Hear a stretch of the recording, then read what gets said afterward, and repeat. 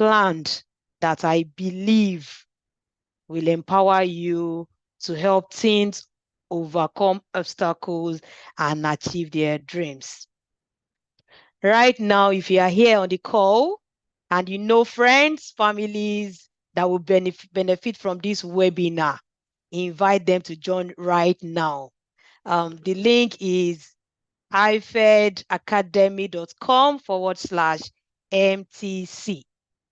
Use that to ask them to join. We would also share the link on the chat. But before we go right in, I would like to know where you are joining us from. Good evening, Olayinka. Where are you joining us from? Good evening, Jessica. I want to know where we are all joining from. Good evening, Ata. Good evening, Talabi. Please, where are you joining from? I can see someone joined from Jos. Asma joined from Abuja. Oluwati Milenyi from Lagos. Jalingo, Ogo, Umaya from Lagos, Abuja, Shagam, Lagos Island, whole city, Ibadan. Wow, wow. It's just so interesting to see that we are from diverse places, but we are here. Oh, my volume is low. Is that true? Let me see. Please confirm to me that my volume is low.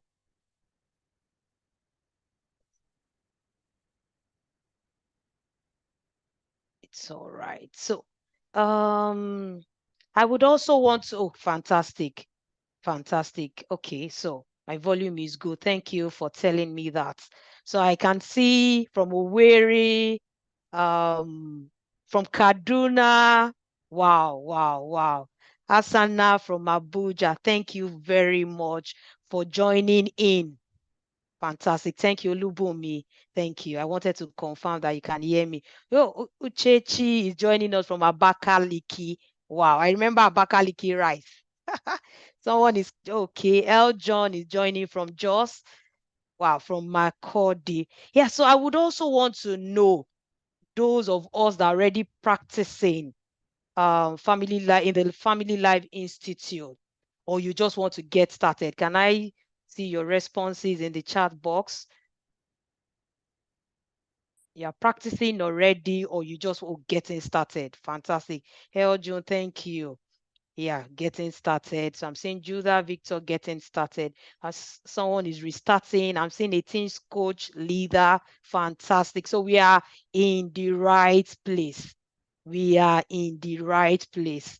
Yes, we are in the right place. Because today's session is tailored to help you to get started if you are just getting started, and also to help you overcome the obstacles and achieve your dream. So thank you, thank you, thank you, thank you. 301 participants. Okay, so I'm seeing teenagers practicing school counselor. Fantastic. Yes. Thank you, thank you, thank you, everyone, for coming on board. Abayomi from Lagos, thank you. Blessing Dauda from Zaria, thank you. Yeah, you can see that we are all here for the same reason. Either we are just getting started or we are already in the family, and the institute is definitely the right place to be in. I also took this same course. I took it some months back and I don't regret it at all. So I am also a teens coach. Yeah, so I am a teens coach, and I am passionate about the teens. I am passionate about the next generation that we can all be proud of. And I have been doing before getting to the academy at all, I was actively doing it for 13 years. And I felt, oh, I still need to get to know where on how to get it done using the best practices. And I can tell you for free that you will not regretting coming on board. Oh, Miracle, please, I think you should check your network. Please check your network. I want to believe that you can still hear me loud and clear. Okay, so as I was saying, I am so passionate about the next generation, building the next generation that we will all be proud of. And that was why I ventured into IFED, Institute of Family Engineering and Development. That is the short form for IFED, the academy. And we are here to just tell you everything that you need to know about either getting started, restarting, or even knowing the best practice. I can tell you for free that right now I have the tools that I can use, just the same way you get to a lab to, to do proper diagnosis of a client. I can do that. I already have the tools with me. It's no longer try and error. It is you would get what you need to use. So outside the fact that you are passionate about it, you will also learn how to monetize what you are passionate about. So there is a whole lot to learn from this session. And I can assure you that it will meet your needs, regardless of where you are right now. Our YouTube participants too, I want to believe that you are hearing me clearly, just to be sure that I am carrying you along as well. Yeah, so all of that being said, we will dive in very, very soon. But before we dive in, I would want us to also share in the chat box what our expectations are for today's session. What are your expectations? So that at the end of the session, at the end of the webinar, you will know if your expectations were met or were even surpassed, because you will definitely know. But it's okay to be clear about what your expectations are. So I want to see in the chat box what our expectations are. Okay, I can see Abosede is saying she wants to be equipped to help the teenagers. You are in the right place. You are in the right place. I really want to be groomed today. You are in the right place. Joshua says, I expect my blind spots. Oh, okay, it's going very fast.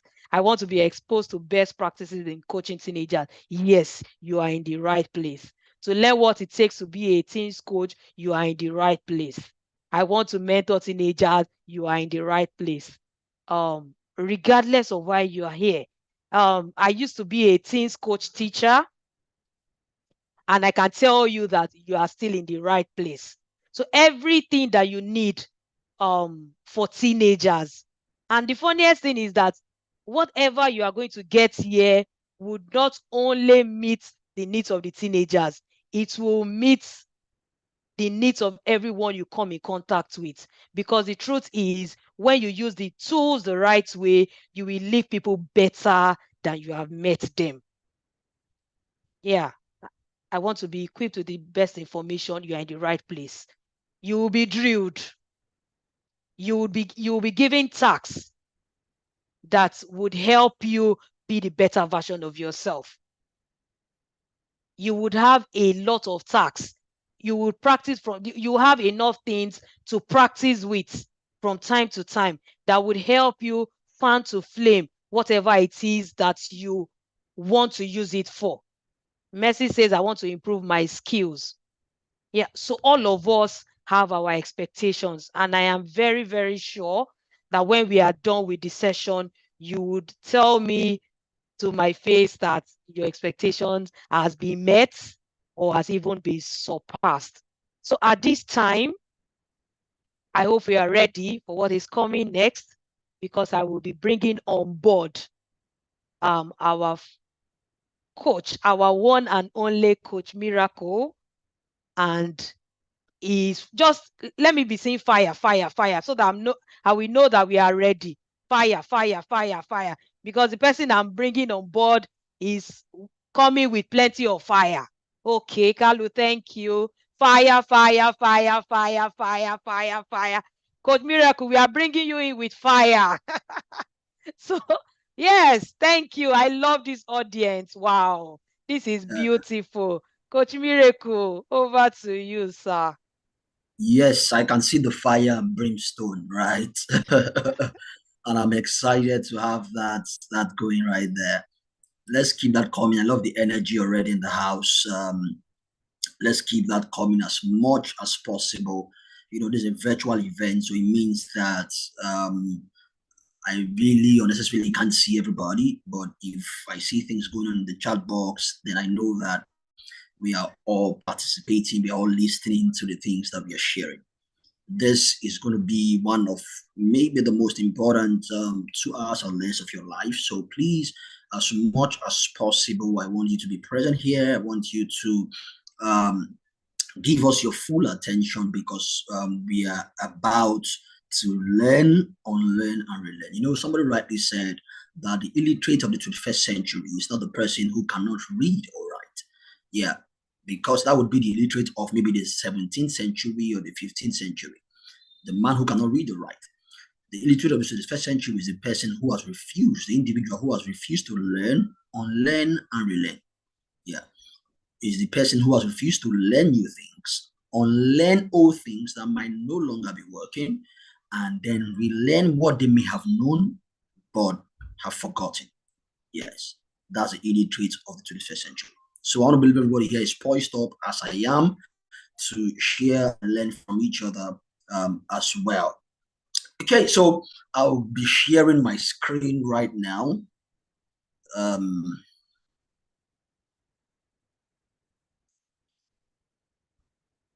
just let me know that you can see my screen as soon as you can.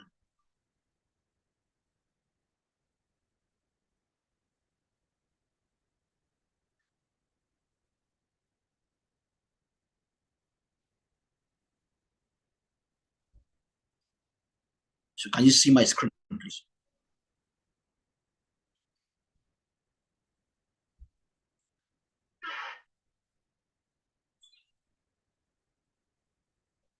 All right, beautiful. Awesome. Okay, so thank you very much. So I can see Bola Deafola in the chat box. Thank you. I can see Chi Adele in the chat box. I can see Olubisi Lydia in the chat box. Thank you so much for the energy in the chat box. Please keep that coming. And thank you, Coach Oduna. And hopefully one of the things I was hoping that you were going to do was to share a little bit of your experience from the last class. Yeah, because she attended the course that we're going to talk about later on today. And as you can see, she is now a baller, using the tools, the skills, and expertise that she got from the class. So today, we are talking about mastering the team coaching game, the team coaching game. Yeah, and I believe that's why everybody's here, because we all want to master the team coaching game. Yeah, so you are here because you feel okay, you want to learn some more, you want to improve yourself, you want to add to your skill set, whatever it is that brought you here. I'm sure we are going to be able to answer those questions that you have in your heart today. I'm sure that you're going to learn new things, you're going to unlearn things that you've known, and you are also going to relearn um, the things that you've known before that works. Okay, so at the end of this class, you would, number one, have discovered the opportunities that exist in the team coaching space. Number two, you would have unraveled the critical, challenging areas teams are struggling to navigate and why they are struggling in those areas. You would also have mastered 5 of the 10 irrefutable laws of raising a teenager. And then number 4, you would have become exposed to the best template to accelerate your success rates across the globe. If you are ready for this, can I see ready in the chat box? If you are ready for this, let me see ready. I'm ready in the chat box. Yeah, because it's about to go down, right? It's about to get explosive. Let me see that in the chat box. Okay. Yes, beautiful, ready, awesome, beautiful. I love the energy. Keep that coming. Yes. So I'm ready as much as you are. So please find a quiet spot. I know that there can be a lot of distractions. It's part of what we are even talking about today. There can be a lot of distractions with TV, with social media, and what have you. So please find a very good spot where you can, eliminate every form of distraction so that you can be fully participatory. Like I said earlier, online sessions can be dicey because you can have somebody, for instance, join a Zoom call and then the person is in another room, or the person is even in the toilet, or the person is eating a bar, something like that. So make sure that you are here, so that you can glean as much as possible from today's session. Yeah. Um, and then, of course, please change your name on your Zoom to your full name, including any title you would like me to address you with. Please change your name on the Zoom, including any name you like me to address you with. Very important, just so that someone does not feel disrespected or anything of that sort. So please, if you like me to address you in a particular way, that's what you should put in the chat box, because from time to time, I would actually be calling out, reading from the chat box, or, calling out some people from the chat box as well. Yes. All right. So let's start out with, me sharing my teenage story, and then talk about how I came into the teen coaching business, or, became a teen coach myself. Yeah. So I grew up in the city, referred to many as the slum, Ajegunle. Yeah, so I'm sure that Ajegunle is maybe one of the most popular cities in the world. Yeah, they are Ajegunle. In Ajegunle, we have many Ajegunles in Lagos, but there's a main Ajegunle. They will ask you when you say you're from Ajegunle, is it the main Ajegunle? Yeah, so that's where I grew up in. I grew up in that setting, and of course, um, a lot of the stories that you've heard are reasonably true, and it was really a rough time growing up in Ajegule, right? Where I grew up in, we just at the back of our compound, right, where we used to stay, you would see people who were smoking marijuana, people who were just rather than that was it was normal to see people smoking. It was normal to see street fights. So you see people fighting, stabbing themselves. So seeing blood was something that was very normal, right? In the city of Ajigule, grew up, we lived in a yard, not a compound. There's a difference between compound and yard. You're living in a compound when your compound actually has gates, is gated. If your compound is not gated, where you are living is not a compound, it is called a yard. So that was where I actually grew up in. And we also grew up in a one room, right?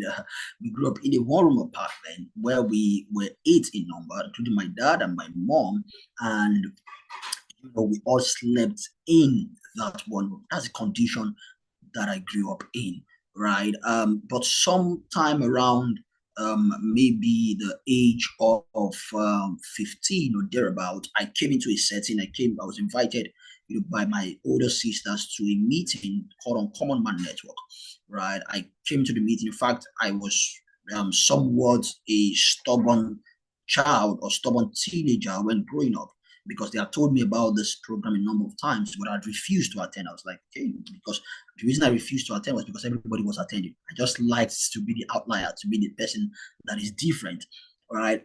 But one of those days, I was just at home and I was like, okay, let me go there and see what is happening, right? So I went into that meeting that very day, and then I heard somebody speaking, a young man, of course, way older than me, but he was still very much young.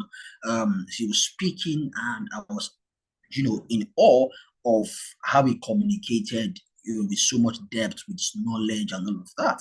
And I was like, okay, this looks like where I want to be, right? And it was after that day, I decided that I was going to constantly attend that meeting, and hear this person speak. Yeah, and that person happens to be one of the foremost family life therapists in Africa right now, in the person of Mr. Praise for. I know many of you know him, right? So he was having that meeting at Jaguar, and that was how I came in contact with this man. And I said, okay, this man should mentor me, from as little as I was 15. And that was where things began to change. And because I grew up in that setting, I had a passion, and I was like, okay, people also needed to, hear this type of things. People needed to actually be delivered from these mindsets, right, that they had. And that was where the passion for other teenagers, came on board, right? And the rest, they say, is history. Yeah. So I want to believe that, you will someday be also be sharing your story, to hundreds and maybe thousands of people out there, both teenagers and teenage coaches, about how your life also started, because everyone has a story. Yeah, as far as I know, everyone has a story. Then that's why I'm going to ask you these questions. Number one is, who were you as a teenager? So if you were to describe who you were as a teenager, what one word would describe you?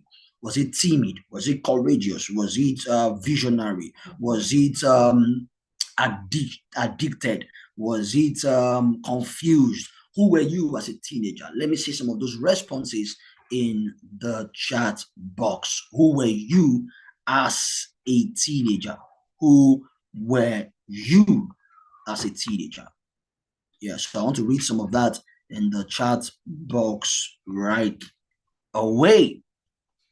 Okay, seems there are a lot of chats in the chat box, right? Let me scroll down now.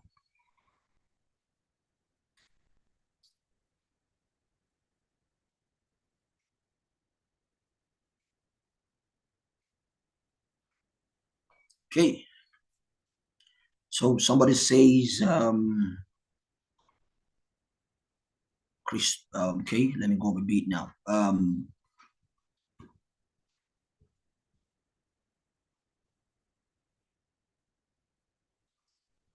So Luakemi Akinola says very timid. Guda Victor says very timid. Oluwaseun says reserved. Lady B says timid. Joshua says timid. Wow, seems a lot of people were timid. Yusuf says confused. King Bisong says addicted. Ruth says timid. Kalu says timid. Fatima said concerned. Ogunsoya says goal-oriented. Ruth says visionary, yet confused. Okay.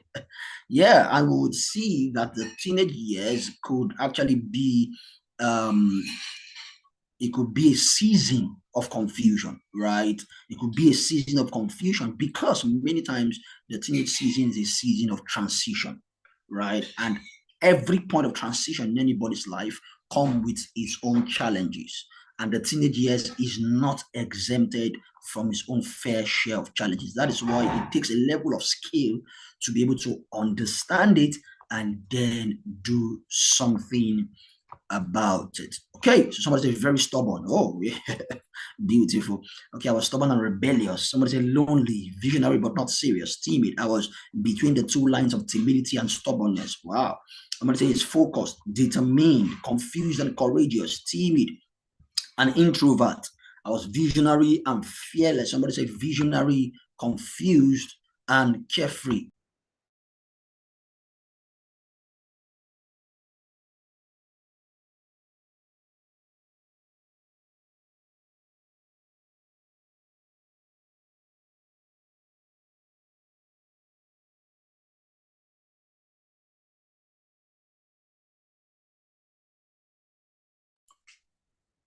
Yeah, so visionary, sorry. Visionary, confused, very carefree, timid.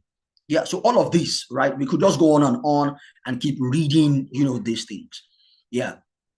So next question would be, what happened in your days as a teenager? So can you expand a bit, maybe in a sentence, in a phrase or clause, what happened in your day as a teenager, emphasizing who you were, as a teenager. So what happened in your teenage years? For me, a lot actually happened, right? And hopefully in the course of this session, I will be able to share a few of those things that happened in my life as a teenager. So what happened in your life as a teenager? And then also to add one more layer to that would be, how well were you handled as a teenager? Yeah. So tell me what happened to you as a teenager, and how well were you able to handle, or how well were you handled, by the handlers, the caregivers, your parents, teachers, siblings, and what have you. How well do you think you were handled as a teenager? So I would like to see that feedback as well in the chat box.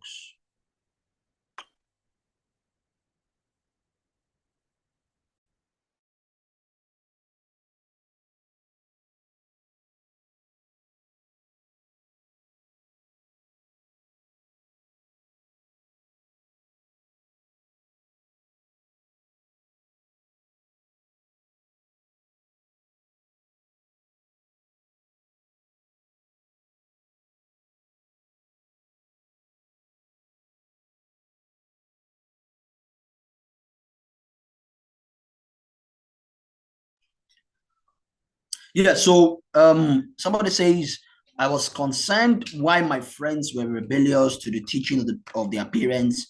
And oh, you were a good boy then, or girl, as the case may be. Somebody says, I was a church boy, so I grew up being very religious. Somebody said, my dad died when I was 20, so I had to take so many responsibilities. Oh, so sorry about 20 is not a teenager. Somebody says, I was mocked. Yeah, somebody says I transitioned. Somebody says I was concerned, misunderstood, ignored. I was handled with high hand, and I was always indoors, but with parental care. Yeah, none of very little. Um, Somebody said I was a girl with a lot of vision and God fearing, reserved but limited because of financial constraints. Somebody said I got born again shortly before my teen years, so that helped me a lot. So I had a lot of support from siblings and family. Okay, beautiful, diverse opinions, here and there about how your teenage years were. Yeah, and one beautiful thing is, which is even why this webinar is very important, and the other course we'll be introducing to you is very important. Is many times I've realized that people go ahead to treat teenagers, to treat adolescents in their life, and even children the same way they were treated. So if you actually look at how you are treating the teenagers in your life right now, the children in your life right now, the adolescents in your life, you will see a lot of correlation between how you were raised and how you are raising them. Sometimes it is for, sometimes it is against. What does that mean? So sometimes because somebody didn't have enough when growing up as a child and teenager, then they want to give the teenagers in their life right now everything so that they don't have to experience that lack. Yeah. So now that is against. So somebody else, it is that, okay, because you didn't have enough while you were growing up, now the children and teenagers in your life would also suffer scarcity as a result of that. Yes. So that's an example of for and against. So, what are the top issues plaguing adolescents? Because there are quite many, right? And this is UNICEF 2021. So, we have eating disorder, which leads to obesity, right? We have substance abuse. Now, that's on the increase. I interact with teenagers, adolescents a lot, and I can tell you for free that a lot of them are using substances that even their parents are not aware of, even the caregivers in their lives are not aware of. Some of them do all sorts outside and then come back to pretend like good kids on the inside. Yes, the rise of drug and substance abuse is actually very, very much. There's depression as well. So we have a lot of teenagers who are going through depression right now. So other mental health conditions. We have substance use disorder. We mentioned that mental health, anxiety disorders as well. We have school bullying. Of course, Personally, for instance, I was bullied a lot in, when I in secondary school. I was bullied a lot by two guys, particularly because when I was in secondary school, I was a bit smallish, and somehow these two guys would just pick on me. They were one of the oldest in our class in JSS1, JSS2. They would just pick on me unnecessarily, throw my bag out of the window from the class, and if I talk, they would smack me. And of course, because I was a stubborn as well, I'll fight them back and all of that. But of course, they would have the upper hand in the fight. They were just bullying me, and that really made me feel somehow. Now, a lot of people now grow up, and then they become defensive in how they are relating with people as a result of that bullying. Yeah, and it is why it looks like, I wrote a humorous article the other day, and the title of the article is "Why Short People No Degree for Anybody," right? And what I was trying to say in that article is the fact that the reason why, and of course you would agree with me that a lot of people are vertically challenged, right? That's a good way of calling them short, right? A lot of them, not aggressive, but a lot of them want to stand for their right. A lot of them can sometimes, be defensive, right? Now, this is not all of them, right? Just a number of them. And the reason why that happens is not because there is a gene in short people that makes them do that. No, it is because of how society has responded to them over time, right? A lot of the times people have bullied them because of their height, and now they don't want anybody to do that anymore. So they are on the defensive just because somehow after all the years of bullying, something has been registered in their consciousness that you really have to stand up for your right because everybody wants to bully you. Yes. So there's peer pressure as well. Peer pressure, it's normal, right? And of course, the issue would now be how adequately prepared these teenagers are for this pressure. Yes, because there's negative peer pressure, there's positive peer pressure. But how a teenager is able to even handle this pressure is very much dependent on how prepared they have been by their handlers to actually withstand these pressures. And there's violence as well. We have shootings in places like America where people, teenagers come to a square, come to school, and then shoot fellow classmates. Yeah, violence, and there is passive aggression as well. There's active aggression. So it's happening everywhere. Violence, right? Anorexia. Is a type of eating disorder, right? Why? For the fear of actually, being obese, people starve themselves, from eating. And even when they eat, right, and binge eat, they actually induce themselves or try to vomit the food just so that, because they have an idea that, oh, this food I've eaten can make me fat. That's called anorexia, right? And then we have school refusal, we have gender dysphoria, we have conduct disorder, we have attention deficit hyperactive disorder, ADHD, we have bipolar, we have a lot of these disorders, right? We have behavioral disorders, we have oppositional defiant disorder. Oppositional defiant disorder is very related to conduct disorder as well. Mood disorders, menstrual problems, sexual abuse is on the increase, right? This, for instance, is something a lot of teenagers are dealing with and have dealt with even during childhood. Yes, they have been abused sexually. A lot of them have been abused, and because they don't have people in their life that they can open up to, that they can relate with, these things keep going on and on.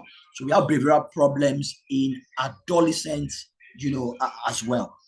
So these are all parts of the issues. Yeah, look at this. Look at this. Very instructive. The teenagers are the world's most endangered group at the moment as of 2022. Even till now, I can assure you of that. Around 40% of the population, population of teenagers was aged 15 years and younger. About 16%, which is about 1.3 billion of the world's population are teenagers. So you can see that the higher concentration of the population of the world are teenagers, actually. Are teenagers. Please, let's keep questions for later. I see people keep raising up their hands. We would actually take questions later on, right? So if there's anything you have to say right now, maybe just put in the chat box. Okay, thank you very much. So a high population of those people are teenagers. For instance, even in Nigeria and Africa, I think the population of teenagers are around maybe 19%, right?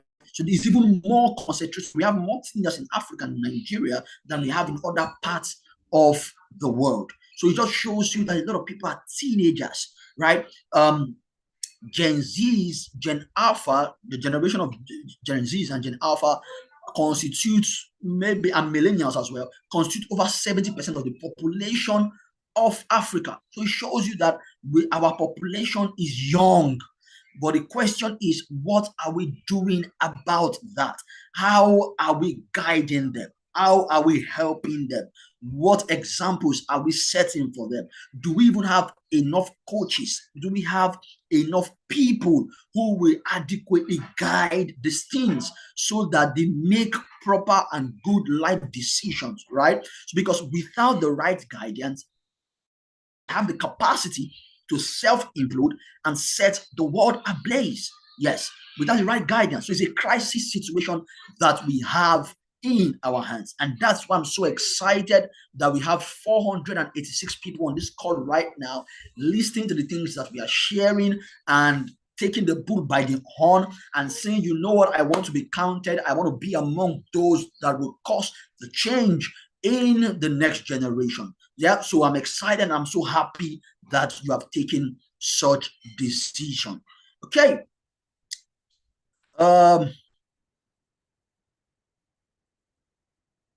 Beautiful. I can see a lot of messages in the chat box. I love the engagement, in the chat box, and as much as possible, let's keep that coming.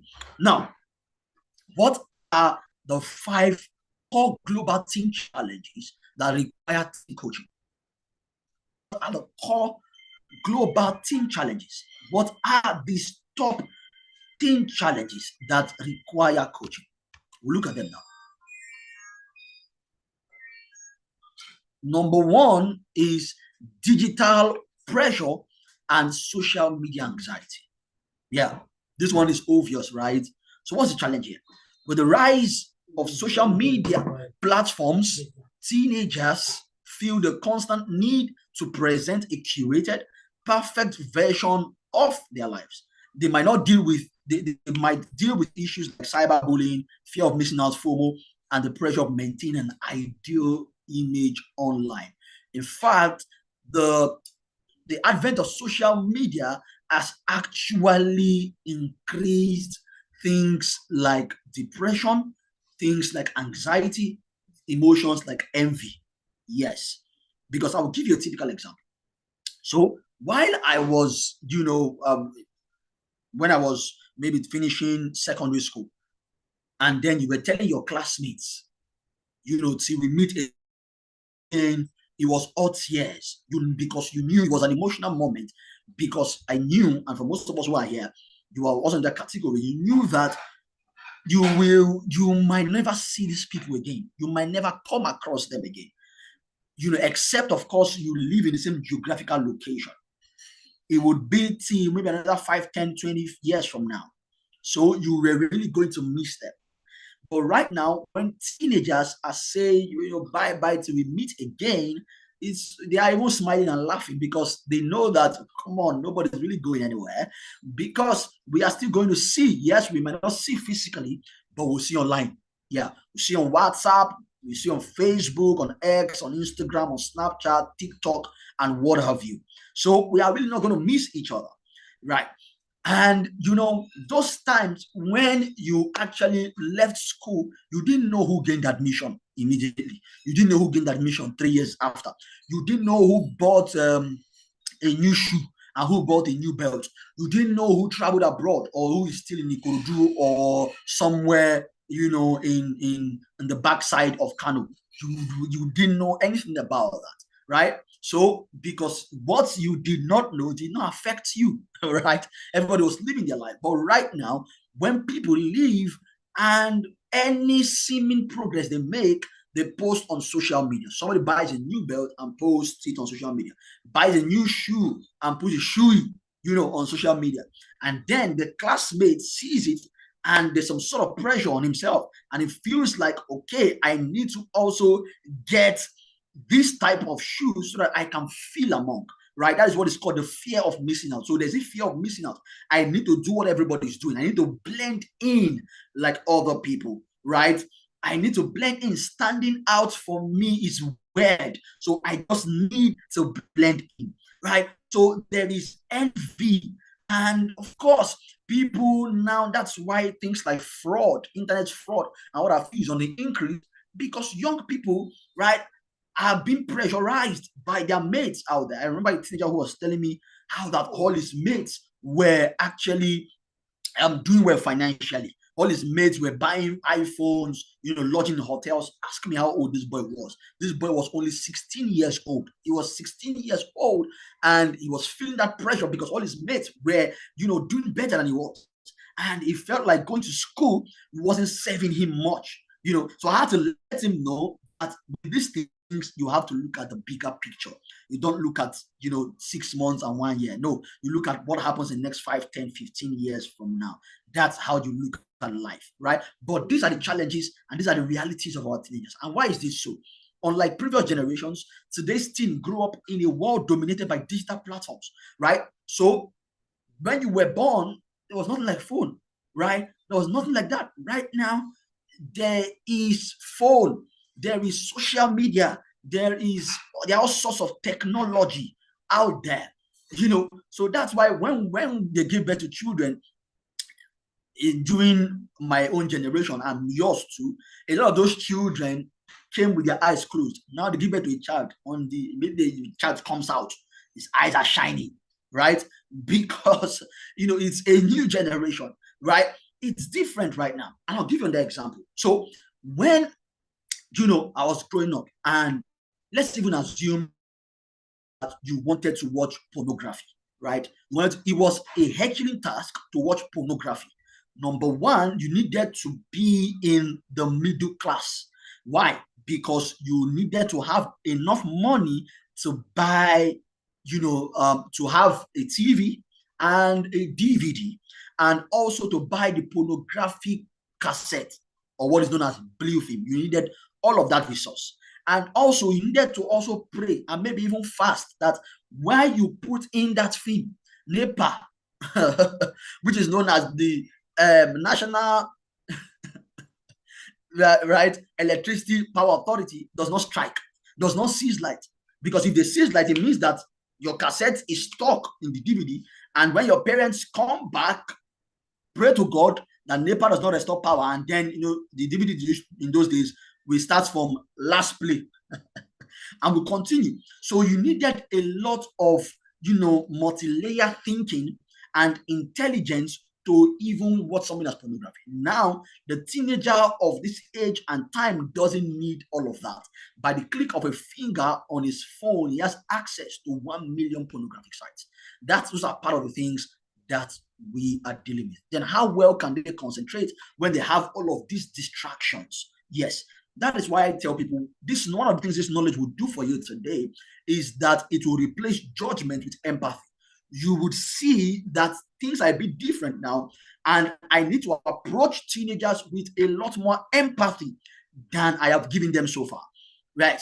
Because if there is a vocabulary that is actually strong in this age and time, is the vocabulary of options. They have a lot of options.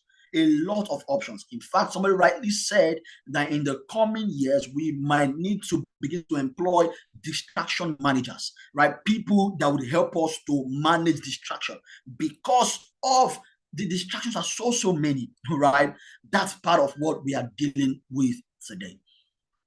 Number two, self-expression, identity, and self-expression. What's the challenge? Things grapple with understanding who they are, what they believe in, and how they fit into the world. They may also be confused about sexual orientation, gender identity, personal beliefs, no thanks to the power of media. These are confusions that are real. And you must be comfortable with having some of these conversations, right?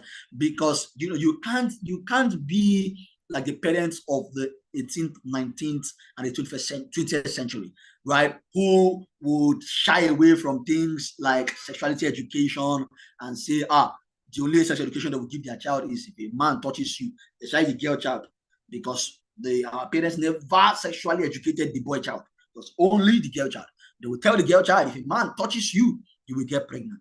And then as the girl develops and interacts with people, men are touching her, she's not getting pregnant. She's not wondering, when my mom says, if a man touches me, I will get pregnant. Because I've seen literally people who said that they were expecting that they will get pregnant if a man actually just touched them.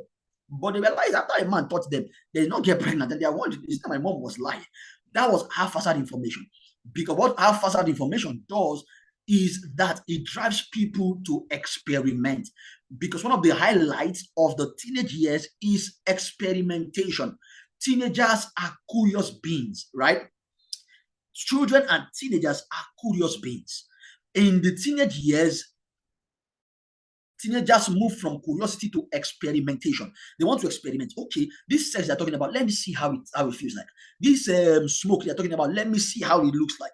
Oh, this relationship they're always saying we should not go. Let me see how it looks like. That is why when you are coaching teens, you must go beyond do's and don'ts. You can't just be saying, don't smoke, don't commit fornication, don't have a relationship. You must go from don't to why. Because if there is a word that teenagers have at their disposal, it is the word and the question called why. They always ask you, why? Oh, you should not date. Why? Oh, you should not have sex. Why? You should not smoke. Why? They're always asking the why question. And you better have a response, especially in this age and time. Oh, now, of course, when I was growing up, sometimes you will even be afraid to ask the why. But now a lot of them are not afraid. They are not scared of asking why. They want to know why. And yes, they should actually know why. Because if you are telling somebody not to do something, you have enough logical reason why they shouldn't do it. If you just tell them because it's not good for you, that's not enough reason. They need to know logically and intellectually why what you are saying is not good for them. Yeah. So why is there a challenge with identity and self-expression? Because adolescence is a natural time for self-exploration. However, with the vastness of the internet, things are exposed to a broader range of ideas and identities, which can be both empowering and confusing. Yes, if you go to Facebook right now, you want to open a new Facebook account, and you go to the part where you see gender, there are at least 70 genders you can choose from right now on Facebook. Yes. When I was growing up, it used to be male and female. Now there are at least 70 you can choose from. So that's why, as I said, one of the words that comprise the 21st century is the word called options. A lot of options. Yeah. And you must understand that the teenage years and the adolescent years are the years of transition. And every transition that happens in anybody's life must come with two things. Number one, it must come with clarity. And number two, it must come with necessary adjustments. Every transition must come with clarity as to what you want and must come with adjustment.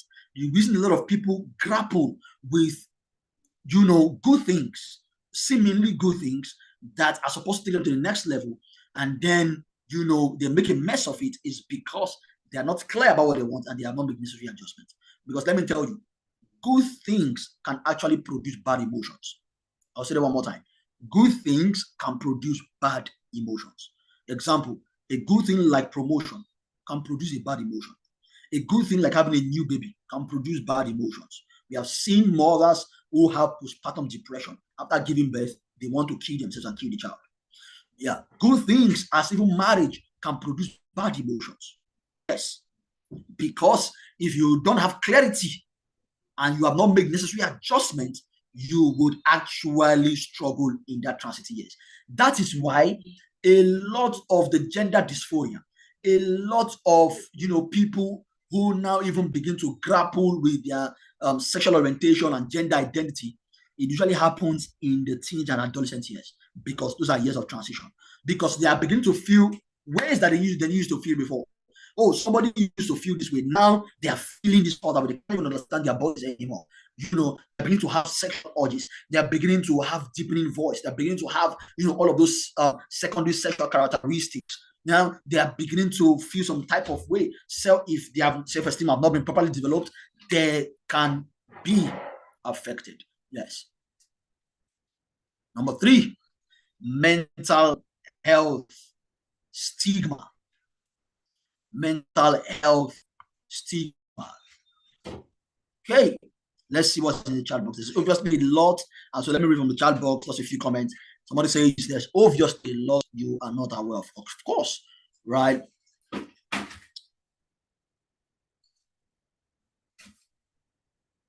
Quite a lot, man. Somebody says there's a comment I saw here. I think somehow I'm missing it.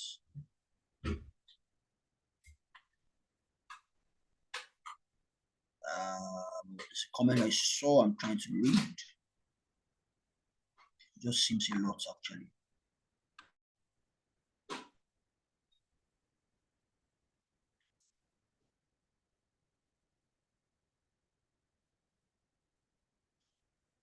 Okay, I can't seem to find the comment anymore.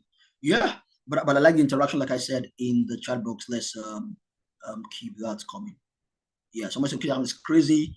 I'm currently interviewing. Okay, the media, oh, now I missed that again. The media has propagated this confusion and is orientating, I believe that's what the person wants to say, the children in this regard. Is very well thought out and implemented agenda. Of course, that is why we must have a superior agenda.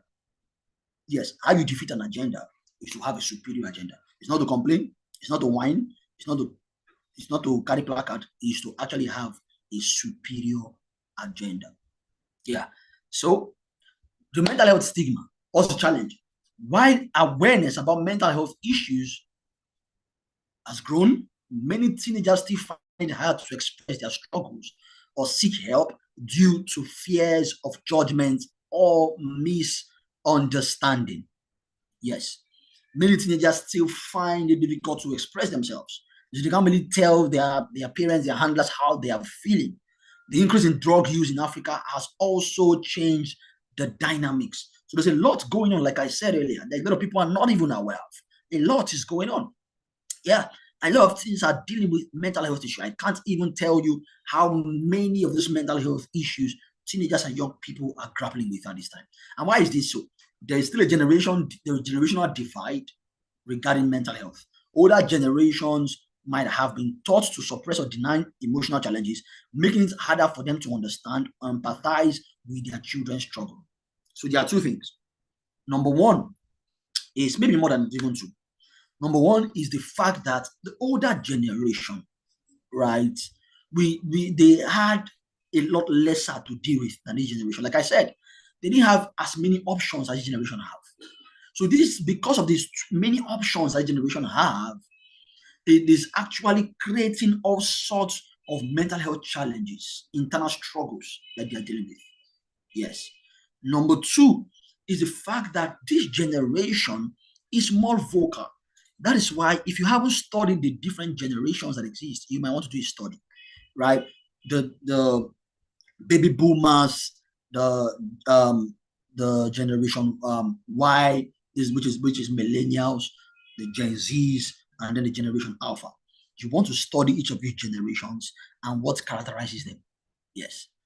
One of the things that characterizes Gen Zs, which are people born between, I think, 2007 and I said 2007 now, 1997, sorry, and maybe 2000 and maybe 20. Yeah, these are Gen Zs, and there are things that characterizes them. One of the things that characterizes them, and even also the generation Alpha, which is the generation that follows after them, is that they are very expressive. They're very vocal. They will tell you their mind. One of the things that has given them that lever is social media. Because even though they cannot talk to you, they're going to write it on X. Yeah. So they're very expressive. But the previous generation were not very expressive. Millennials were not very as expressive as the generations said. The baby boomers also were not also as expressive. So there were things that there were people who kept things to themselves. They could not challenge authority. It's not like that with this generation. Yeah. This generation have had a lot of people in this generation who's Gen Zs who say they walked out of an employment that were earning a lot because they felt that their mental health was endangered. Yeah. They felt their mental health was endangered and they walked out of unemployment. It was something that wasn't heard of in previous generation. How will you walk up on employment when because you say your mental, what is even mental health? Nobody even understood what you were saying. Yeah. And also, I must reckon and agree with the fact that it looks like the previous generations had a lot more resilience than this generation. Yeah. So this generation gives up a little easier, and things like that. So these are all issues that they are dealing with,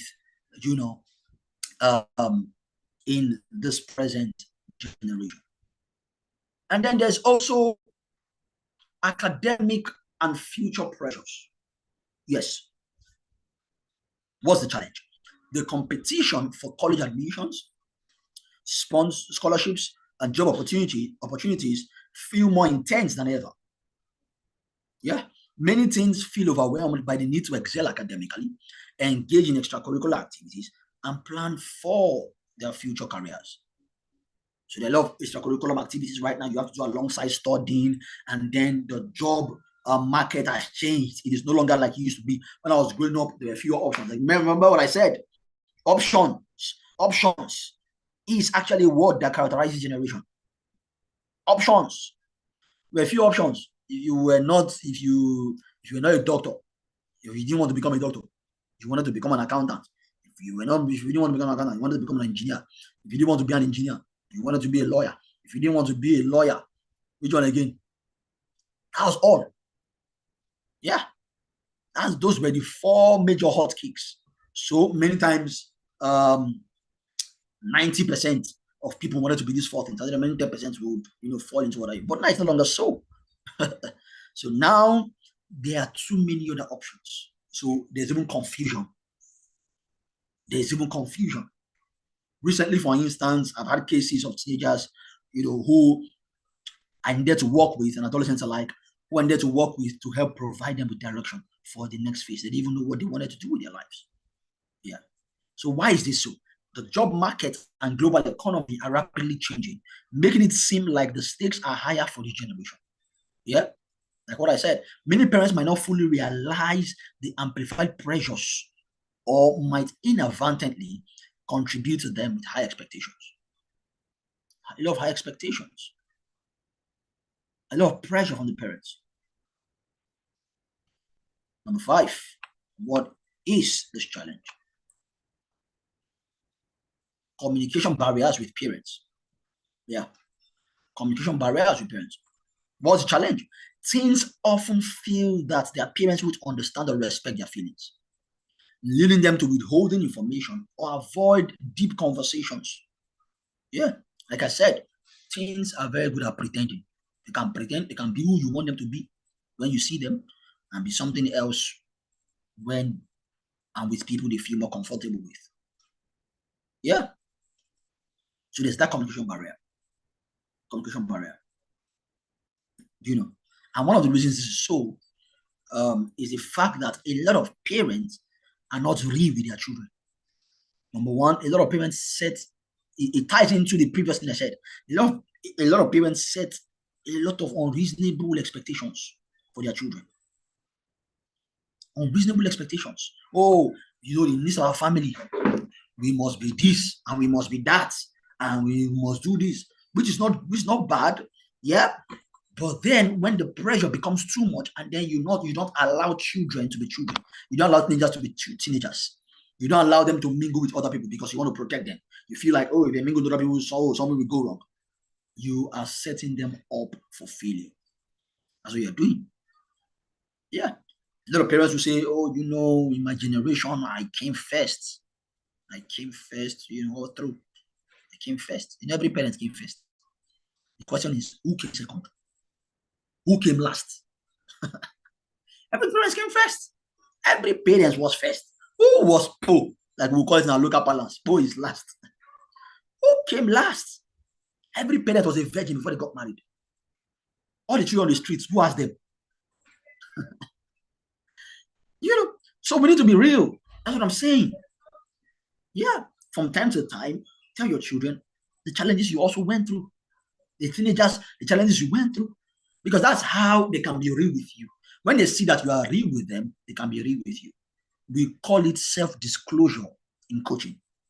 Self-disclosure is a coaching technique that helps you to elicit information from your client. What that means is, if I tell you a bit of myself, it gives you the leeway to also tell me a lot more about yourself. You see that? It's a technique. So use it in parenting too if you're a parent. If you tell your teenagers a bit of yourself, the struggles you went through, they will be a bit more comfortable to also open themselves up to you. So why is this challenge? Teens are striving for independence and autonomy. Yes. They don't want to be caged. They want to express themselves. They want to be their own person. They don't want to be seen, because a lot of them around the age group, that age group of the teenage and adolescent years, they have friends. So they want to come out to their friends as people who are independent. They don't want to be seen by their friends as mommy's boy or daddy's boy.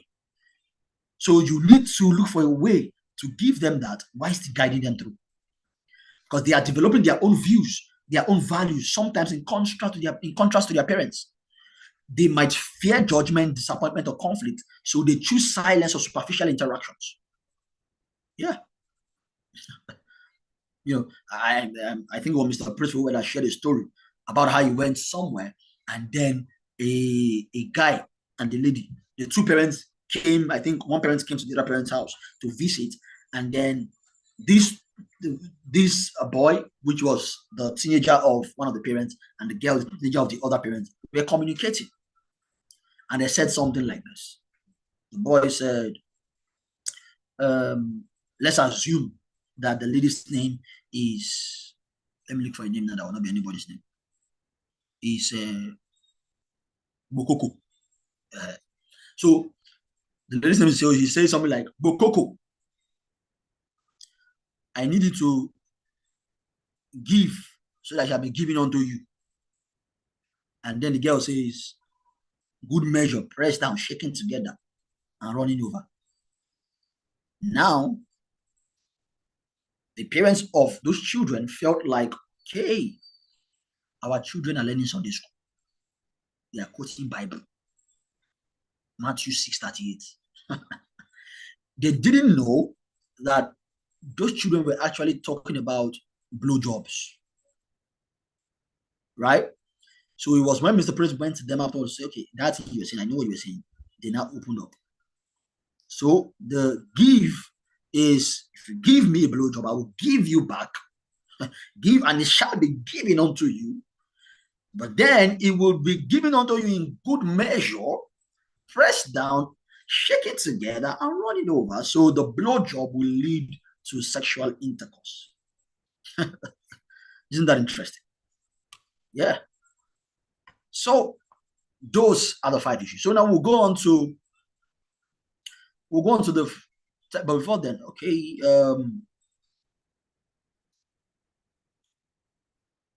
there's a lot of comments in the chat box, man, and I love the energy. If you ask me, I love the energy. Yeah. Okay, I think somebody else, Aisha, somebody's posting the points 3 and 4 for you, right? So you can just look at that. So what are the 5 of the 10 irrefutable laws of handling teenagers? There are 10, but we'll talk about 5 today. What are the 5 of the 10 irrefutable laws of handling teenagers? If you are learning something, can I use them in the chat box? Say yes. Tell me you're learning something, and tell me, what is doing for you. I want to see something in the chat box. What is this doing for you right now? How is this helping you? Yeah, I want to read some of those comments in the chat box as we continue. What is this doing for you? Let me see that. Let me see that. What is this doing for you? How is this helping you? Yes. I say yes. Yes. So yeah, let's keep that coming. Yes. Yes. Yes. Yes. Yes. Yes. I'm learning. Please, can I get this recording? Yeah. We'll talk about that later. I think you should be able to get it. Best Elo says yes. Capital yes. I love it. A whole lot of learning. Deborah says a whole lot of learning. Miracle, my namesake, says yes. Ruth says yes. Blessing, Essie says yes, I'm learning. Profound, I'm getting inspired. Expository, awesome, yes, awesome. I'm so excited that we are learning from this. Let's get back to it. So, what are the 5 of the 10 refutable laws of handling teenagers?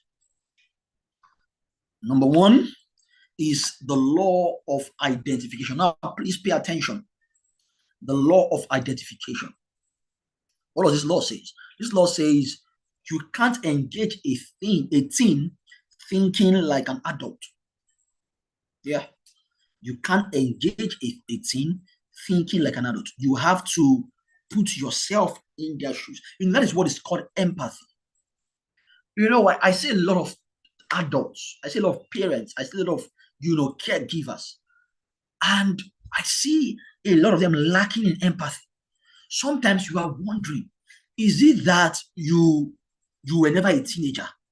You just see how they relate to teenagers, and you wonder, is it that you just, from being a child, you became an adult?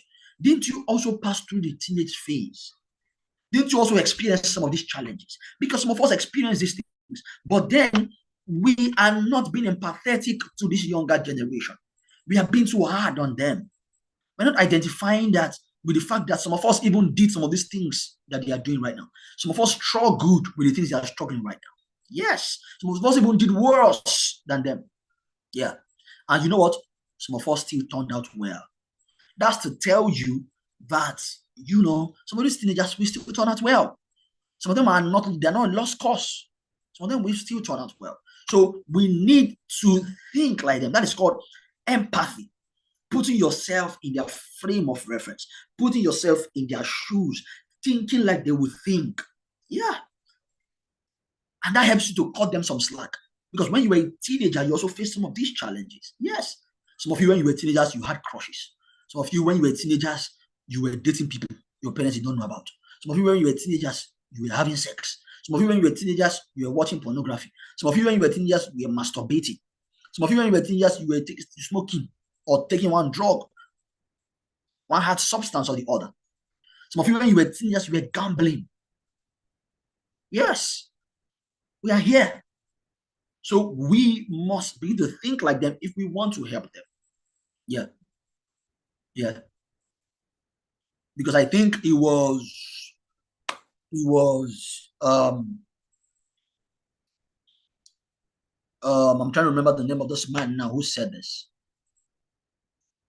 Stephen Covey, yes, that wrote the 7 laws of highly effective people. He said, if you are not influenced by my uniqueness, I'm never going to be influenced by your advice.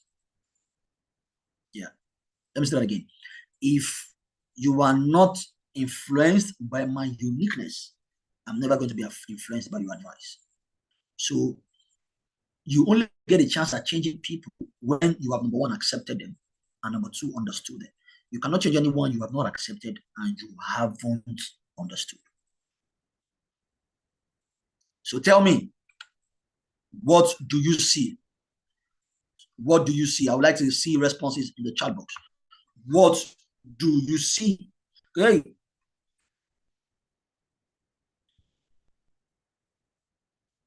What do you see? I want to see some things in the chat box right now. What do you see? What word comes to mind?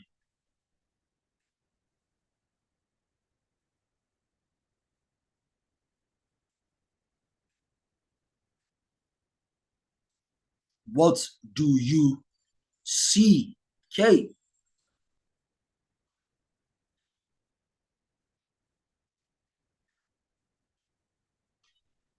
I'm trying to scroll down to see what people are seeing right now?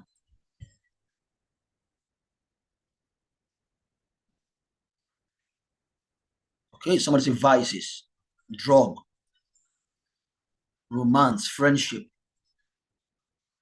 confusion, addiction, foreplay, drugs, confused teens, loneliness.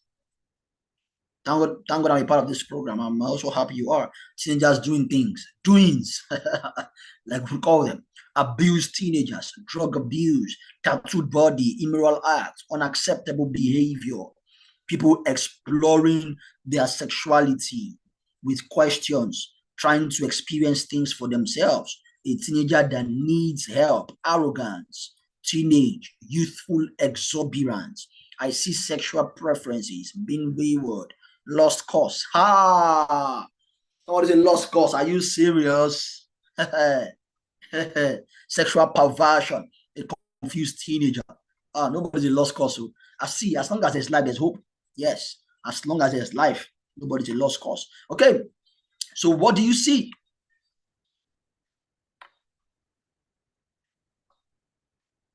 Look at what I see. I see teen in search of identity. That's what I see.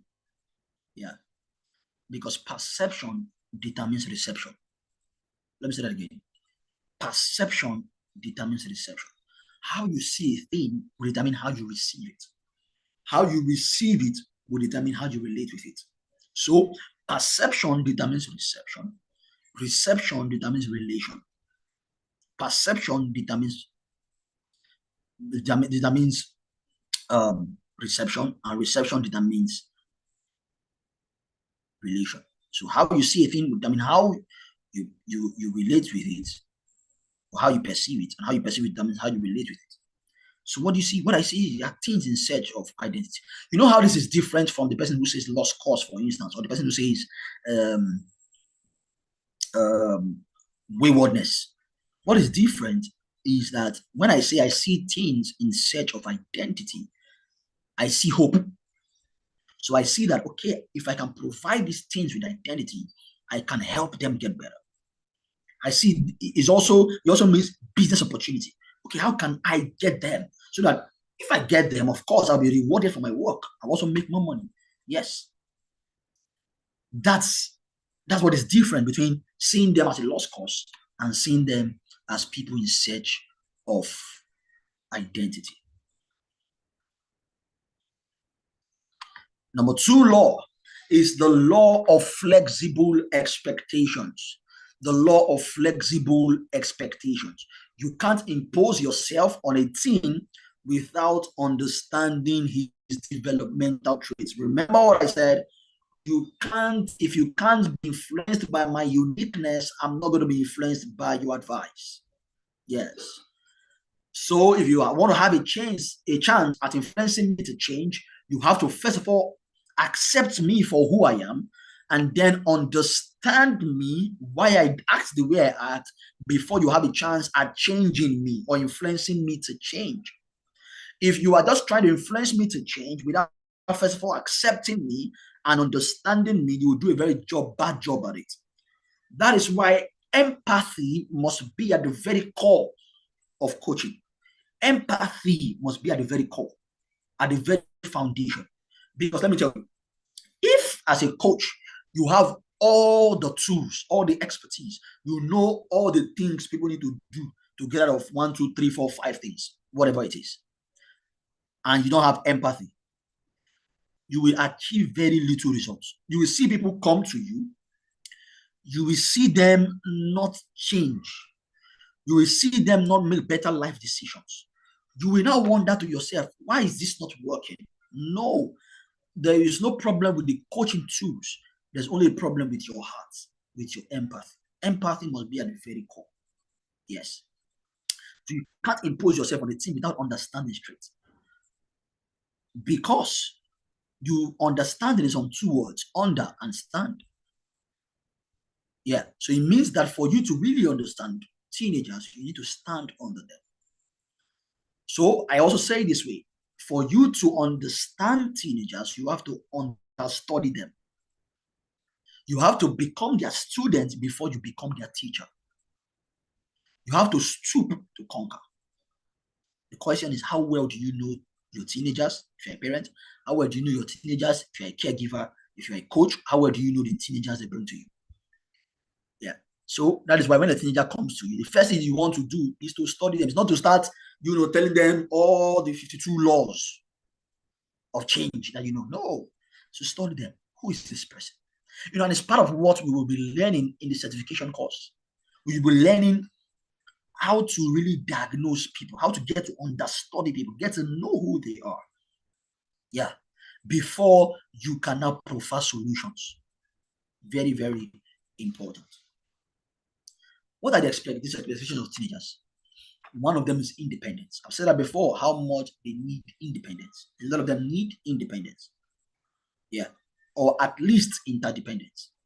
Opinionism characterizes them. So they always want to share their opinion. They always want to share what they think. Yeah. If you create the right environment, things will tell you their mind. They will tell you what they really think. Exploration and mistakes, I've said that already, experimentation. And of course, when they make experimentation, when they make experimentations, they'll definitely make mistakes. That's why I tell teenagers, you don't want to do things as experimentations. You want to do them as theories. Yeah, because experiments are actually postulations that you are testing. Yeah, but theories are already confirmed laws based on how people have tested them before. So I tell them, instead of experimenting, why not, apply theories? Don't do experimentation. Yeah, do theories. So theories are, okay, people have done this before. What was the result? People live this kind of life. What was the result of it? Then collective control. Yeah. So they also want to be in charge. So for instance, when you are setting rules for teenagers, you want to involve them. You don't want to say, these are all the rules now. Number 1, number 2, number 3, number 4, number 5, number 6, number 7. No, you want to involve them. You want to ask them, what do you think? What do you think should be the rules guiding this? What do you think should be the principles? They will talk. Yes, you might not accept all of them. You can now sieve them as, okay, I like number 1. I think we can do number 1. Right? I think we can do number 2. Or what do you think about, number 3? Do you think it serves our best interest? Can we do something else or something close to it? Or can we take this other option? Yeah, that's a better thing to do. There's secrecy and codes. Yeah, I said that already. So they have secrets, they have codes. A teenager can come to you now and say something a word that you know, and then it will mean something else, something different from what you know it to be. Yeah. Of course, you won't have to know all the codes in this life. But you know what? If you have a relationship, you have developed a rapport with them, they will tell you things. Yes. The number 3 law is the law of creativity. The law of creativity. What does the law say? The law says you can't get their attention for long if you are not creative enough, because they get bored with anything that doesn't involve fun. Yeah, a lot of them get bored if it doesn't involve fun. They get bored. So you want to imbibe creativity in how you are teaching them, in how you are imbibing these values. Yeah. That's why it's easy for them to have trends. A lot of them jump on trends. The recent trend now is Ogongo, at least in Nigeria. So a lot of them jump on trends. So you want to bring that creativity. Yeah. In teaching them and in helping them. And number 4 is the law of visualization. A teen learns faster from what he sees than from what you say. So leave the talk, create a room for expression, engagement, and he will live the life. The law of visualization. Don't say, don't be the parent that says, do what I say, don't do what I do. No, sir. No, sir. No, ma. Don't be the coach that says, do what I say, don't do what I do. No, sir. No, ma. They will learn by what they see you do. So you can't, for instance, be smoking and be telling a teenager, smoking is not good for you, and he sees you smoke. He will pick what he sees you do. not what he sees you say. So model the life. Yeah. Engage them because they will learn faster by visualize. It is why it looks like social media platforms like TikTok are doing better. Yeah, because it involves a lot of visuals. Another thing you should also note is the fact that a lot of them have low attention span. That's why they will do better with places like TikTok. Yeah, because it's just 1 minute video, 2 minutes video, 3 minutes video. You know, rather than YouTube where you have to watch long videos and what have you. The number 5 is the law of trust. A teen will pretend and lie if he doesn't trust you enough to handle his mistakes. So earn his trust and build intimacy lest they start pretending.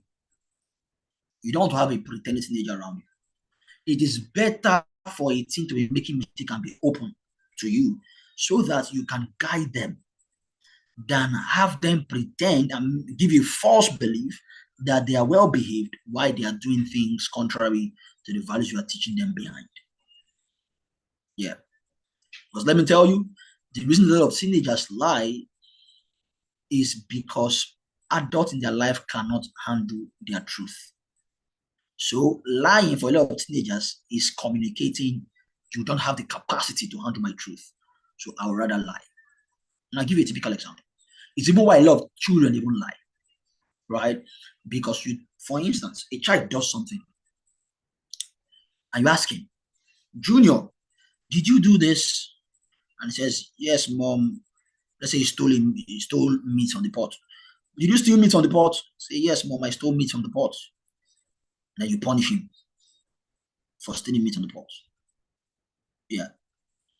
And then you come again the next day. Say, Junior, did you steal meat on the pot? And he says, okay, let me see something different. Mommy, no, I did not steal meat from the pot. And then you don't punish him.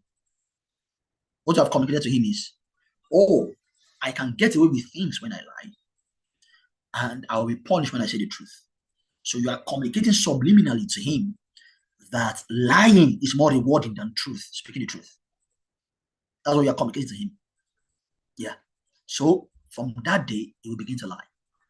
Now, does that mean you won't discipline children? No, that's not what it means. You will discipline them, but sometimes also reward truth. That's what I'm saying. Sometimes reward truth. So when they do something, reward it. When they do something and then own up to it, reward it. Say, okay, you know what, Junior? Just because you told me the truth, I will pardon you this one time.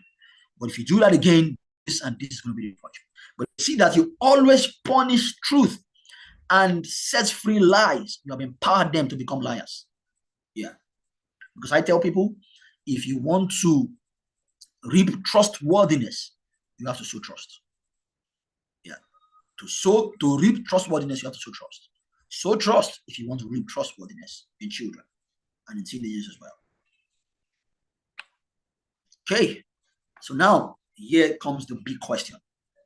How many of you want to become a teens coach? If this has interested you, if this feels like what you want to do, if you feel like, man, I love this and I want to become a teens coach, please, can I hear you say, yes, I want to be a teens coach in the chat box? Yes, I want to be a teens coach in the chat box. I want to see that. Yes, I want to be a teens coach. Yes, I want to be a teens coach. Yes, I want to be a teens coach in the chat box. I want to hear that. I want to see that. Yes.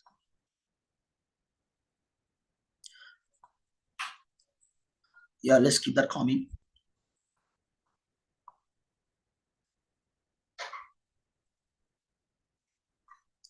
Just tell me, yes, I want to be a teens coach. I want to be a teens coach.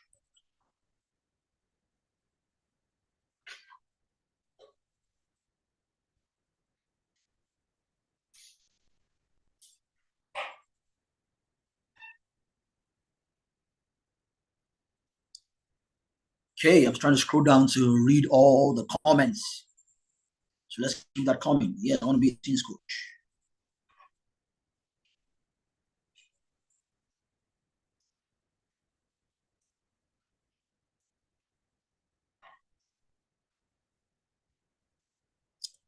Yes, I want to be a teens coach. I want to see that in the chat box. Let's keep that comment. I want to be a teens coach.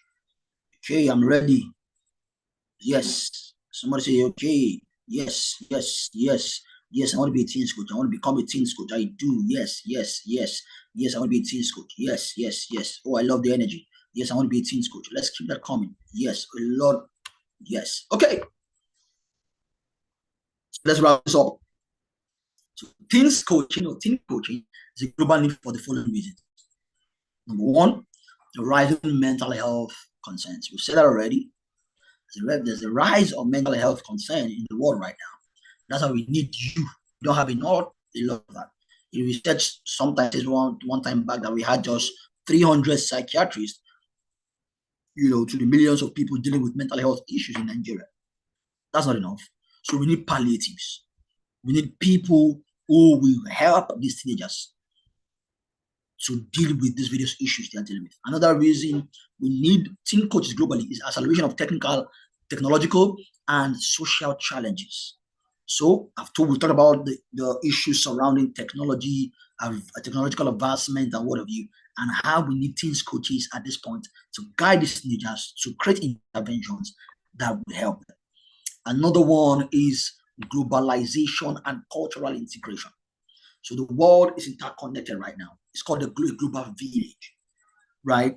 And really and truly, there's a lot happening. So right now, you can't just say I'm African or I'm Nigerian. Everybody's interacting with everybody. So you can be in Nigeria and interacting with somebody in China and what have you. So these have created spaces. So coaches can now aid teens in developing cultural awareness, embracing diversity, establishing their own identities amidst the global influences. Increase academic and career pressures, like we said earlier, right? Coaches cannot provide guidance, stress management techniques, and help teens discover their passions and strengths in a high pressure environment. Then the need for resilience and adaptability is also a global need for white teens coaches are needed. So given the uncertainties of the future, be it climate change, political shifts, or technological disruptions, teens need to be resilient and adaptable. Because like I said earlier, it's one of the things that is lacking in generation, resilience. Resilience.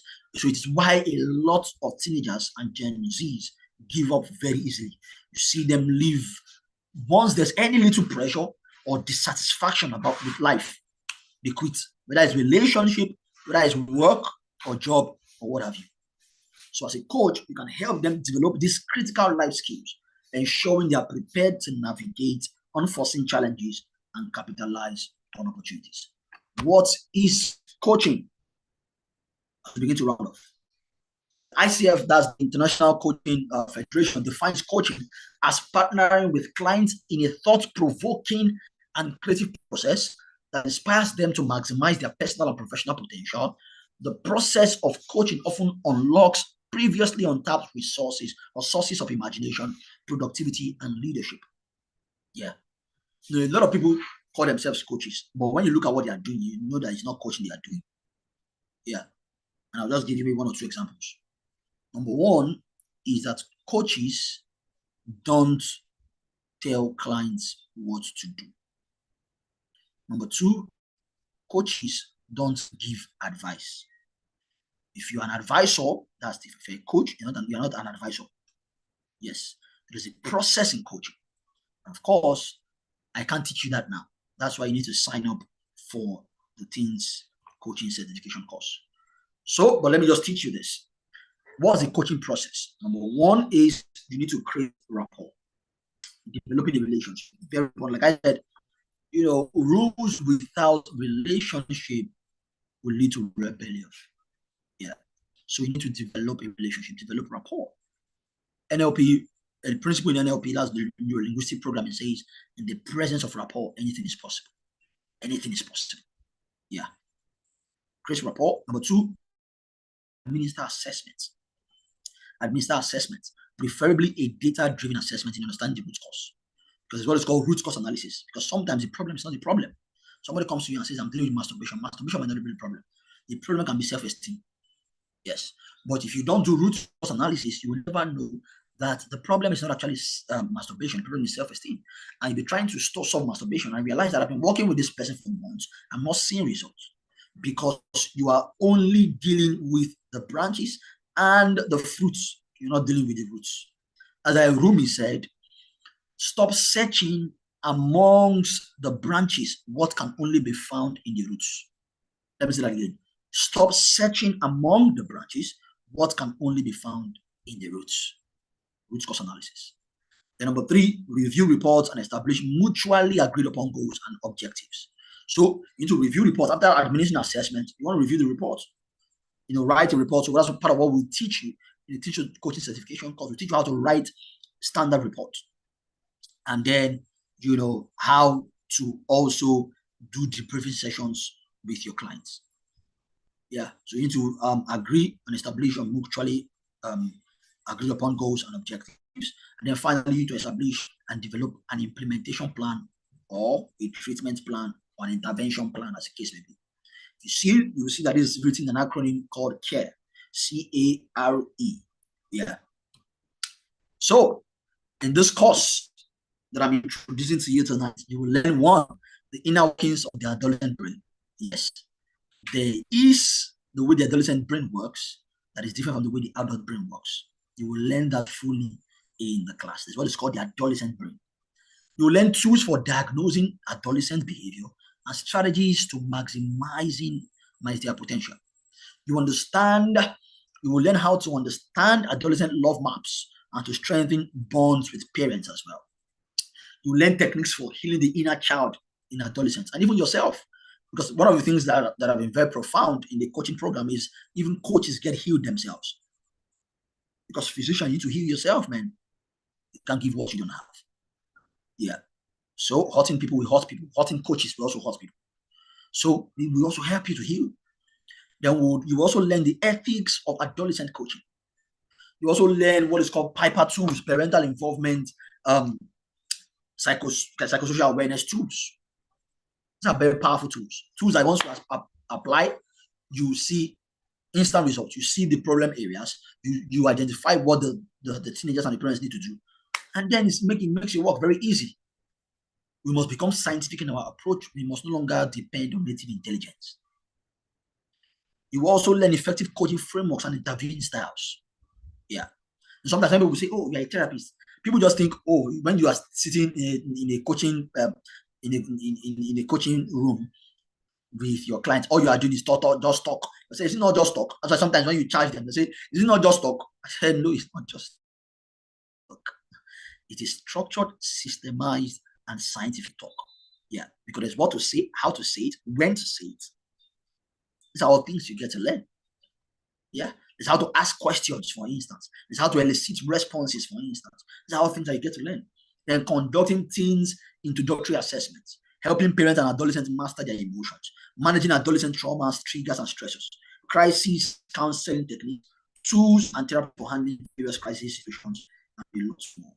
Somebody excited about this already? Because I am, man.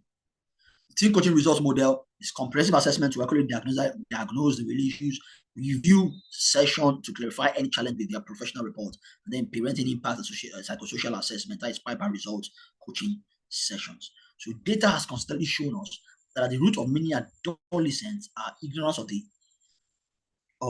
the adolescent brain. That's the parent-child crisis now. Ignorance of behavioral management, ignorance of personalities and attachment styles, ignorance of parenting patterns, often powered by beliefs. What's our goal? Our goal in the Institute of Family Engineering and Development is to produce the most competent family life professionals humanity deserves and to assist them become highly profitable across the globe. Do you want to become one of the people who would help achieve this? Now, this is how it works. You have to do 60%, you have to be attend 60% of the classes, 60% compulsory in class attendance, submit compulsory home plays. So they are going to be home plays or what you know as homework. We're going to give because this is going to be intense. It's for people who are serious. So if you're not serious, please don't apply. We really want people who are serious to apply. Then fulfill your conditions for the certifications, appear for defense, and then you become a adolescents or a teens coach. The teen coach is a pipeline, the intermediary, the middleman between parents and the teen's ability to effectively navigate the teen years successfully. Where are teen coaches needed? Schools, government agencies, religious organizations, families. In fact, wherever you find teens, you need a teens coach. So sign up today and become a highly paid teen coach and strategist from September. We have loads and loads of testimonials from people who have signed up, and right now they are impacting their world. It's a game changer, and that's the truth. So what you have learned today, for instance, is a tip. In fact, you have not even learned 1%. The tip of the iceberg of what you're going to learn in class. So if you have learned this much today, imagine what you're going to learn in the several weeks you're going to have in class. It's really, really explosive. Now, this is it. The price for this course is actually 300K. Yes, but you can pay 255K for early birds. So if you want to register early birds, you want to be among the first few people to take hold of this opportunity, you want to save yourself, I think, how much difference is that? 45K. Yeah. So one-time payment is 255K. But if you want to pay in installment, you pay 280K ultimately. That is the bank account right there. You can pay to, right? This bootcamp deal is 255K. Save 45K if you make a deposit of 85K between now and the 7th of August. So between now and the 7th of August is maybe that's 3 plus about 10 days. Yeah, less than 2 weeks. So if you want to be a part of this, you want to make a deposit.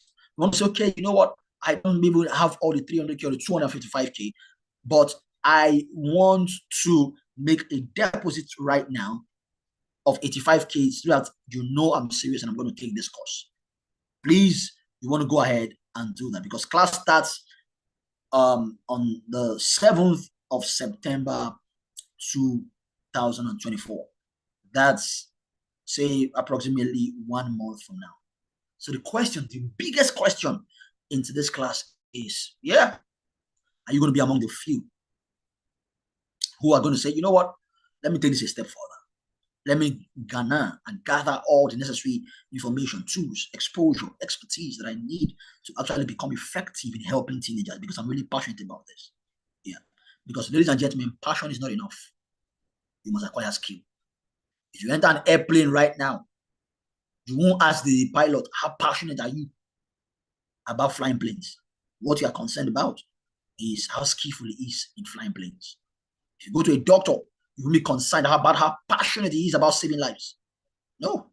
If you go to a doctor and the doctor says, you know what, this operation I'm about to do right now, I've never studied anything about it. I don't know anything about this. I've never attended any class about it. I've never read any book. But you know what? Don't be scared. I'm very passionate. I've been passionate about this since I've been 2. So, you're in safe hands. How would you respond to that? And that's how a lot of people want to help people, but they don't want to be equipped. So they just rely on only passion. No, passion is not enough. You must add to your passion skills. You must add to your passion tools. You must add to your passion expertise. That is why that's why I'm calling on you to join this class in September. So if you're going to be a part of this, please tell me, yes, I'm going to be a part of this class in September. So yes, I want to see, yes, I'm going to be a part of this class in September. That's what really we want to see right now. Tell me, yes, I want to be a part of this class in September. Yes, I want to be a part of this class in September. Yes, I want to be a part of this class in September. So please, everyone and anyone who wants to be part of this class in September, I want to hear, yes, I want to be a part of this class in September. Hey, I want to be a part of this class.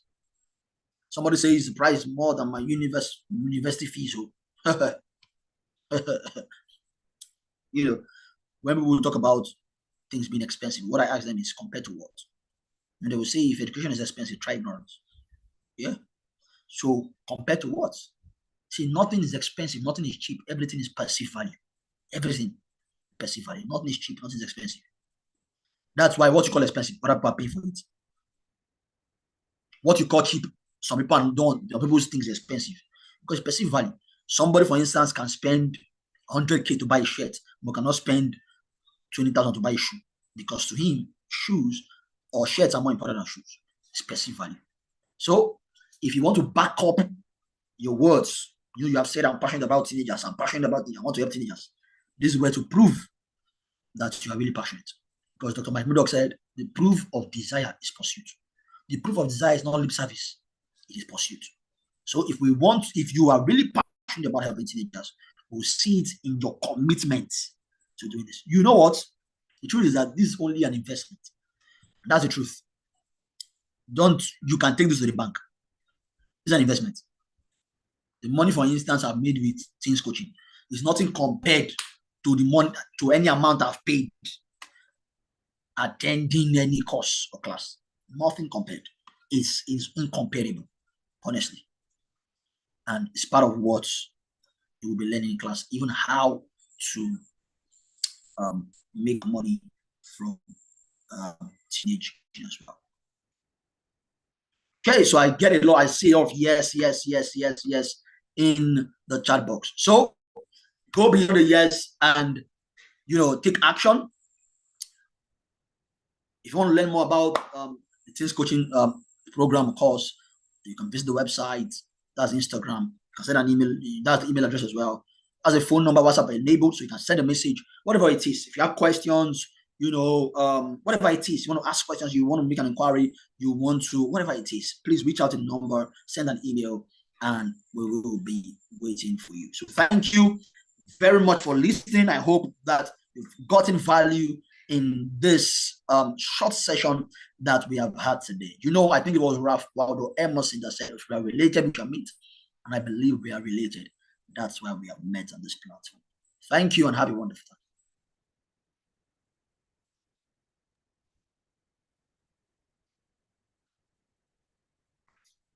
Right. Thank you very much, Coach Miracle, for that session. That was beautiful.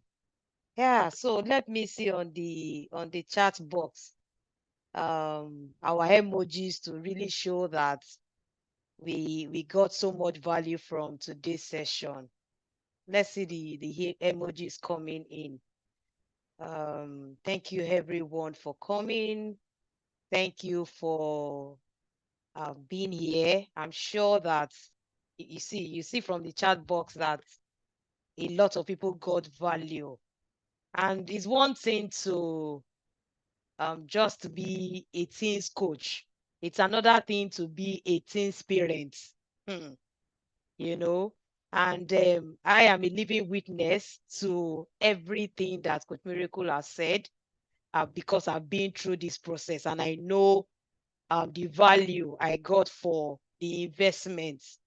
That's just for people that feel that the money is really, really high.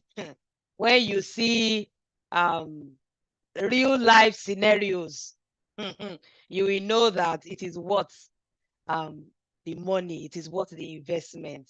I have a teen son in my house, and you see all these statistics that is looking like it's so far off. I can bet you it is in your house. It is somewhere looking around your corner. It's just when you have the tools that you'll be able to get them and catch them young. Everywhere in my house, my children are always shouting, Coach Super O, Coach Super O, because they know that somehow we are going to get it sorted out. And thank you once again for everyone that has come on board. Let us all try to not just say yes, yes, yes, but back up our yes with signing up. And then I can assure us that it will be worth our time. Yeah, because of time, I am not sure we will be able to take questions.